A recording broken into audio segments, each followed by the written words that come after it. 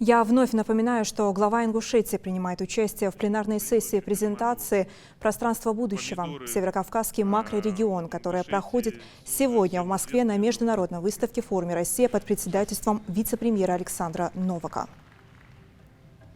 Уважаемый Сергей Валентинович, коллеги, хотел бы начать с того, что в действительности Ингушетия при тех наших географических возможностях сельское хозяйство идет в целом. У нас индекс сельскохозяйственной промышленности, он у нас вырос в 45%. Поэтому мы знаем, куда идем, что мы делаем. Но если конкретно, без внимания Министерства экономики, без Кавказа РФ, конкретно вашего курирования, вы были в республике, смотрели, и вот Сергей Макарович часто бывал. Вот.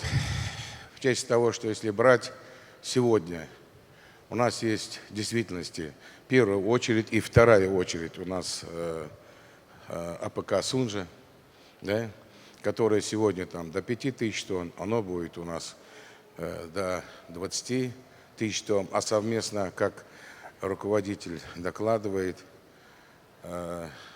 если другие овощи будут, огурцы, другое, то это до 30 тысяч дойдет. И это очень важно.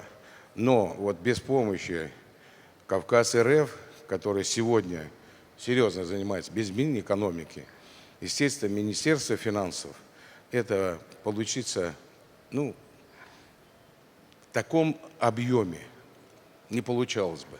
Поэтому, если брать, сад-гигант вы знаете, то, что производится, правда, у нас прошлый год немножко погода нам там подпортила, ну а так до 60 тысяч тонн производим яблоки. Качественные, все знают. И хранилище на это же есть, на 61 тысячу, насколько я помню цифру. Кроме того, очень важная ситуация возникла, и АПК «Сунжа», кроме того, успела вывести оборудование, установила, и единственное в нашей стране, но это я со слов пока руководителя, и потом подтверждает у нас Министерство нашей экономики республики, у нас рассада клубники, она 600 тысяч была, на сегодняшний день 1 300 000, и в ближайший год-два, до 26-го включительно, у нас будет 2 400 000, это рассады. Это голландская, то есть мы можем поставлять, хочу коллегам сказать, рассаду на почти нашу Россию. Поэтому в этой части мы можем сказать, что сельское хозяйство, урожайность, я буду вкратце, у нас зерновых выросло до 29% в целом. Мы смогли довести урожай овса, ячменя, зерновых, то есть зерна и кукурузы от 35-36 до 45-47 центнеров с гектара. Это тоже очень важно. Кроме того, то, что Министерство позволяет нам финансов, Министерство сельского хозяйства, которое дает субсидии, у нас полностью обеспечиваем мы все формы хозяйствования, сельского хозяйства, все формы, обеспечить их семенами, удобрениями. Это очень важно. И поэтому повысился сам урожай.